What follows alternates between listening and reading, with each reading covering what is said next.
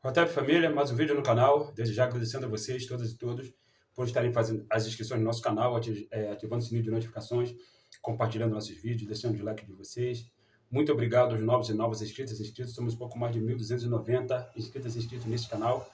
Este é o Africano Centro, canal para nós discutirmos relações étnico-raciais, história, antropologia, as contribuições que as populações africanas do continente da diáspora legaram para a humanidade, sempre a partir da perspectiva do panafricanismo. Família, hoje a gente está aqui para trocar uma ideia sobre a história do Brasil, né? Muito importante que a gente conheça, família, a verdadeira história deste país chamado Brasil. Hoje em dia, por conta de todo esse movimento que está acontecendo na nossa sociedade em prol da tal anistia ao golpista, não é anistia para aquelas pessoas que estão presas, é anistia para aquelas pessoas que ainda correm o risco de serem presas, que no caso, mais especificamente, é o genocida, né? Racista, machista, elitista, homofóbico, misógino. Exatamente a cara dos seus ancestrais que saíram do berço setentrional, né? Inclusive, fenotipicamente falando. E aí, muitas vezes, vocês com certeza já ouviram falar de um papo que diz que o Brasil está polarizado. O Brasil está polarizado entre o PT e a extrema-direita, ou entre o Lula e o Bolsonaro. Família, o Brasil não está polarizado entre esses partidos da direita e da esquerda. O Brasil já nasceu polarizado a partir do dia 22 de abril de 1500, quando este país, esse território ainda não se chamava Brasil, obviamente, mas ele viria a se chamar Brasil.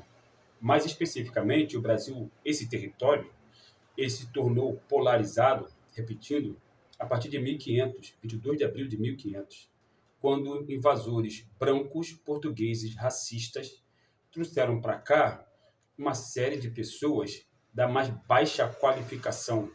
Trouxeram assassinos, trouxeram criminosos. Não por acaso, os indígenas foram violentamente atacados, brutalizados, massacrados, escravizados, exterminados, genocidados. Não por acaso, em seguida vieram os africanos, que foram igualmente e continuam sendo, assim como os indígenas, e que são todos negros, brutalmente violentados, massacrados, genocidados, né? E, não por acaso, este país, a partir do momento que começou o processo de polarização, essa polarização ela se notabilizou no ambiente político. É lógico que sim. Como assim, Jorge? Não, como assim? Primeiro, vieram os invasores. Trouxeram para cá seu modus operandi, sua visão de mundo ocidental, europeia, seus costumes, suas tradições, suas culturas, sua língua, suas religiões. Trouxeram o catolicismo para este território. O catolicismo, ele pressupõe a mulher sendo submissa ao macho. Já é uma visão de mundo do berço setentrional. E lembrando que o catolicismo ele nasce na Europa. O catolicismo ele pressupõe o massacre de populações indígenas, como aconteceu na América do Norte, com protestantes que invadiram lá com este mesmo propósito, este mesmo objetivo. E fizeram isso. Fizeram exatamente isso. Como aconteceu na América Espanhola, quando católicos entraram nesses territórios, que hoje são Equador, Paraguai, Chile, Peru, Bolívia, Uruguai, Argentina, Colômbia, e massacraram os indígenas dali. Então, particularmente o Brasil, ele está polarizado desde 22 de abril de 1500. Polarizado entre quem? Entre dois polos. Quem são esses polos? Os racistas e os africanos aqui na diáspora. Fundamentalmente. Eu vou repetir, os racistas e os africanos aqui na diáspora. Fundamentalmente. Mas, Jorge, e as classes trabalhadoras? Bom, as classes trabalhadoras, ou a classe trabalhadora que tem no Brasil, ela começa a se formar, né, a se forjar a partir do final do século XIX, quando o Brasil, ele, pressionado pela Inglaterra, que estava fazendo a sua Revolução Industrial, ele, obrigatoriamente, ele assina a Lei Áurea, que não libertou ninguém, sempre repetindo, branco ou branca nenhum ou nenhuma, nunca teve ou terá a menor responsabilidade pela libertação dos africanos na diáspora ou no continente. Só os africanos e africanas podem se libertar. Então, foi uma abolição de mentira. Até porque foi uma abolição que aconteceu depois de leis que, teoricamente, beneficiariam os negros. Lei do sexagenário, como dizia que os negros, a partir dos 60 anos, ficariam livres. Na escravidão, os negros mal chegavam aos 40, mal chegavam aos 30 anos. Lá, a lei do ventre livre, que dizia que as mulheres nascidas a partir as crianças nascidas a partir daquele momento estariam livres. Crianças que nascem no contexto escravocrata se tornam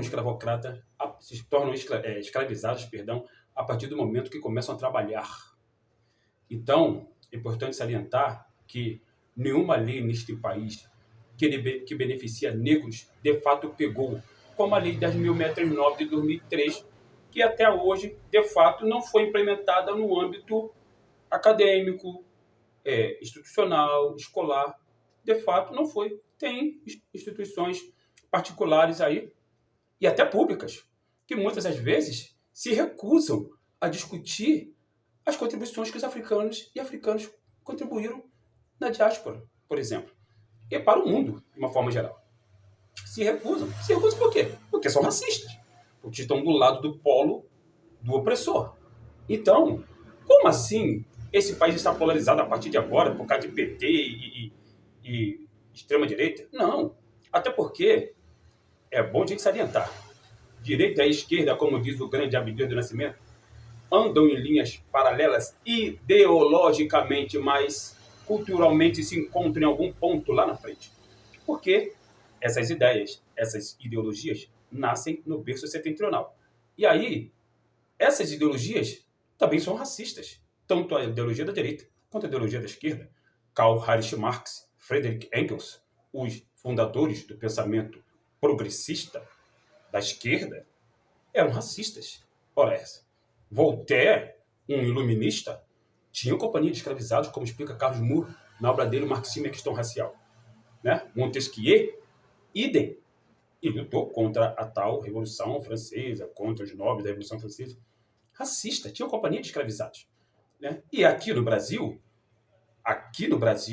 eu já fiz um vídeo aqui perguntando se aqui no Brasil existia uma eurofobia. Longe disso, pelo contrário. Né? Existe uma forte presença cultural, política, eurocêntrica aqui neste país. Não por acaso, temos o parlamento, que imita o parlamento inglês, o Senado, que imita o Senado romano, e a República, que imita a República Romana. Ora essa. Como assim eurofobia? E que história é essa de polarizado? Polarizado entre quem? Não. Vocês estão entendendo onde eu quero chegar, família? Vocês estão entendendo onde eu quero chegar? Quem está sofrendo neste país desde 1500 são as populações de pele escura, indígenas e africanos. Quem está sofrendo desde sempre. Por quê? Por conta do racismo. Se existe uma polarização entre negros, que são os indígenas, repetindo, e os africanos propriamente ditos, e os racistas, que se manifestam na esquerda e na direita. Significa dizer que eu estou falando que o Lula é racista? Não, eu não estou dizendo isso. Até porque ele já deu demonstração de que não é. Ele já deu demonstração de que não é. Ainda que, de vez em quando, ele tenha umas falas infelizes, mas que também foi tirado de contexto. E eu não estou aqui para defender o Lula, porque primeiro que eu não sou advogado, sou professor de história e arquivista. Segundo que eu não sou advogado do Lula. Eu nem ganho para isso.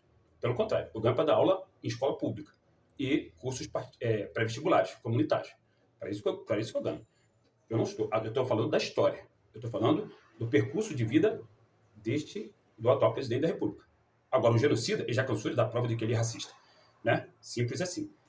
E importante salientar que o atual presidente da República só está presidente, ele está presidente da República, porque as forças políticas que controlam este país permitiram que ele chegasse lá. Por quê? Porque era a única forma de impedir o genocídio de continuar, porque o genocídio estava destruindo a economia. E o genocida ensaiava não exatamente um golpe, ele ensaiava o controle da economia por parte dos militares, coisa que a burguesia deste país, que é branca, racista, elitista, eurocêntrica, nunca quis. A burguesia, ela controla a economia, não os militares. Por isso que o capitão genocida, o capitão cloroquina, ele foi devidamente removido do poder, graças e muito à força midiática burguesa das emissoras de televisão e também dos jornais que fazem parte da mídia burguesa. Estadão, o Globo, Folha de São Paulo, Correio Brasiliense, Valor Econômico, etc. Esses jornais fazem parte da mídia burguesa, não se enganem, não se enganem. E a burguesia, repetindo, os burgueses neste país são brancos, geralmente homens, e racistas. Todos eles, todos, não tem exceção, todos. Já está generalizando, não, estou generalizando, não. São todos. Eles são racistas. É só você olhar para a estrutura do país. Se a burguesia deste país não fosse racista, o Brasil já teria feito reforma agrária há muito tempo. E a reforma agrária ia beneficiar grande parte a população preta, é óbvio. Porque a população preta, ela é majoritariamente aquela que passa mais fome. Porque ela é majoritariamente aquela que ganha menos graças à estrutura racista. Obviamente, se o Brasil, se a burguesia do Brasil não fosse racista, ela já teria feito a Revolução Industrial. Por quê? Porque a população preta é aquela que menos trabalha neste país. Mas menos trabalha por quê? Porque são pretos. Não é porque não tem capacidade de trabalhar, não tem capacidade cognitiva de exercer quaisquer atividade produtiva. Tem, todos nós temos. Nós somos os inventores da matemática, nós somos os inventores da química, da física, da astronomia, da filosofia, da medicina, óbvio que sim. Então nós temos capacidade cognitiva de exercer quaisquer atividade produtiva que nós quisermos. O que acontece é que nos falta oportunidade. Nos falta oportunidade por quê? Porque a burguesia deste país, repetindo que é branca e racista, não nos quer existindo neste país. Então a burguesia que é branca e racista, ela está num polo e nós estamos num outro polo. Lembrando que o racismo ele não é exclusivo da burguesia. O racismo ele está também na classe trabalhadora, está na classe média. Logicamente que vocês que moram em favela, como eu morei na favela durante muito tempo, a maior parte da minha vida, sofri racismo dentro da favela. Olha, e não necessariamente por conta da polícia, não. Brancos que moram na favela praticam racismo. Não só verbalmente, não. Praticam exercendo o racismo. É bom que isso fique bem claro ou nítido. Já explicamos essa questão aqui de claro e branco, que não tem diferença, não é exatamente como muita gente da comunidade preta, da militância preta fala. O dia está claro, o dia não está branco. Já explicamos isso aqui. Então, família, quando disserem para vocês que o Brasil ele está polarizado, pensem um pouco. Vamos fazer um exercício de reflexão. Vamos olhar para a história deste país. Vamos olhar para quem governou e governa este país até hoje, que são as pessoas brancas. E detalhe, não necessariamente as pessoas que aparecem na televisão, de terno e gravata, na presidência da República, na Procuradoria-Geral da República, na Advocacia-Geral da União, no STF, no Senado Federal, no Congresso Nacional, na Câmara dos Deputados, como governador, ou como vereador, ou como prefeito, ou deputado estadual. Não são essas pessoas que governam o Brasil, não, família. Quem governa o Brasil são pessoas que sequer aparecem na televisão. Aqueles que estão aparecendo na televisão, né? Hugo Mota, Pacheco, que foi presidente do Senado, Arthur Lira, essa galera, eles são apenas os representantes de quem controla o real poder, que é a economia. Eles são representantes dos banqueiros, dos mega empresários, dos mega especuladores, representante da Faria Lima, aquela rua que tem ali em São Paulo, né? Prédios enormes, onde mora a elite econômica paulista, né? Por exemplo, eles são representantes dessas pessoas que vocês não veem na televisão. Você vê os representantes delas na televisão. Você vê os jornalistas da Globo News, por exemplo, que são os representantes de quem controla o país economicamente. Você vê os jornalistas da Record, que são os representantes dessas pessoas. Jornalista da Bandeirantes, idem. Jornalista do SBT, idem. Como eu acabei de falar aqui. Então, é importante salientar que se o Brasil está polarizado, ele está polarizado entre racistas e aqueles que sofrem o racismo. Porque se você pegar a história do Brasil, é uma história sangrenta. E eu não estou de vermelho porque você, Jorge, é comunista, marxista, leninista, não. Eu estou de vermelho porque isso aqui é uma camisa da Associação Mangueira Vestibulares, curso pré-vestibular comunitário onde eu estudei, depois fui professor. E eu estou de vermelho porque é uma das cores do panafricanismo. Né? Vocês sabem que uma das cores do panafricanismo é o vermelho. Vermelho, preto, verde, amarelo também. São as cores do panafricanismo. Por quê? vermelho do sangue, como disse o grande Marcos Garvey, do nosso sangue. Preto é a cor da nossa pele. Verde é a cor da fauna e da flora do continente africano. E o amarelo, do ouro, das riquezas do continente africano. Simples assim.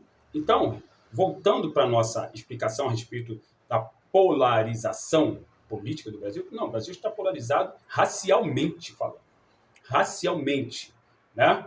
A história do Brasil é uma história sangrenta. Então, a história do Brasil, ela teve 3 golpes.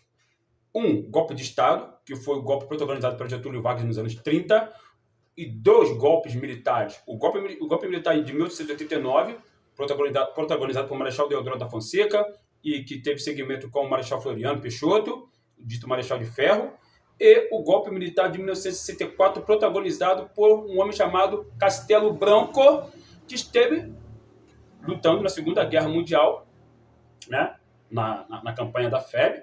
Eu sei disso porque eu sou pesquisador, eu sou historiador, eu vi as fotos dele, desse homem, e depois teve outros, né, governantes, ditadores, generais, todos brancos, Médici, Figueiredo, Geisel, todos homens, todos brancos, os generais, que governaram este país para os Estados Unidos da América, né, e para a elite econômica deste país durante 21 anos, torturando, matando, perseguindo, exilando uma série de pessoas, brancas inclusive, né, mas também, fundamentalmente, pessoas negras, e a ditadura militar nas favelas jamais terminou. Não por acaso temos ainda as UPPs, que são a continuação da ditadura militar nas favelas.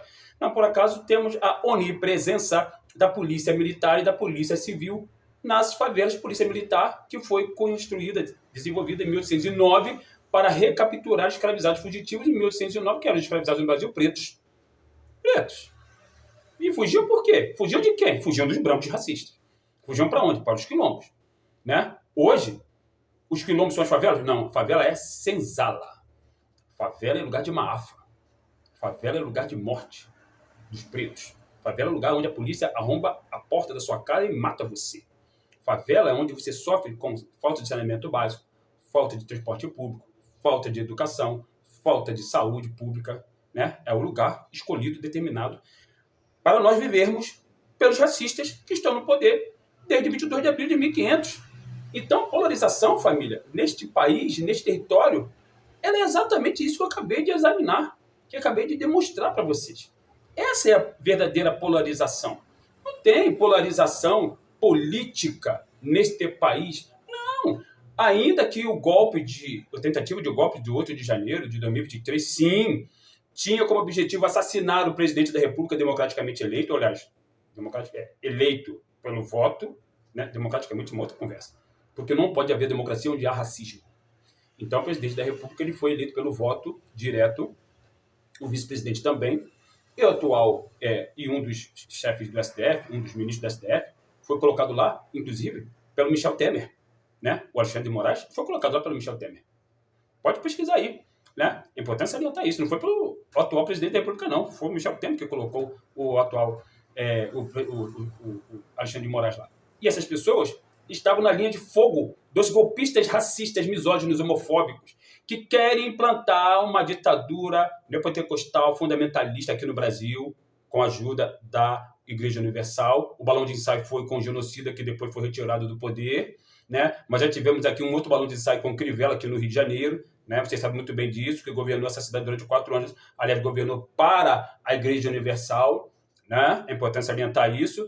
Então, e durante muitos anos, até hoje, a Igreja Católica ela também participou dos golpes que este país produziu. A Igreja Católica ela promoveu o genocídio indígena. A Igreja Católica ela promoveu a escravidão africana. A Igreja Católica nunca fez nenhum tipo de reparação sobre o seu papel na escravização dos africanos e no morticínio dos indígenas, das populações nativas, nossos irmãos nativos. Ela nunca fez nenhum tipo de crítica a si mesma. E a Igreja Católica tem o quê? Terras. Aqueles que controlam este país economicamente e politicamente têm o quê? Terras. Os africanos desse país têm terra? Não, foi negado a eles. Foi negado a terra a eles. Quem ganhou terra nesse país? Os brancos que chegaram aqui a partir do início do século XX. Portugueses, alemães, austríacos, holandeses, italianos, japoneses, Essas pessoas estadunidenses que perderam a Guerra de Secessão em 1865 e que vieram para São Paulo, ali, Santa Bárbara do Oeste, essas pessoas todas brancas, elas ganharam terras. Foram financiadas pelo Estado brasileiro. Ou seja, o Estado brasileiro ele é o quê? Racista. Ele é controlado por quem? Por brancos racistas, que trouxe para cá brancos para embranquecer a sociedade brasileira. Para quê? Para eliminar os pretos desse território. É neste sentido que está polarizado o Brasil. Dado o recado, venham todos e todos participar do meu curso de História da África online comigo, aula síntetica, bem como o meu curso de letramento racial também comigo, online, aula síntetica, síncrona, perdão. Me procure lá no meu Instagram, jorge.pan_africano, ou no Instagram do nosso curso, @africa.nocentro. Estamos juntos sempre. Em breve a gente volta aqui para um novo bate-papo, Hotep África no Centro.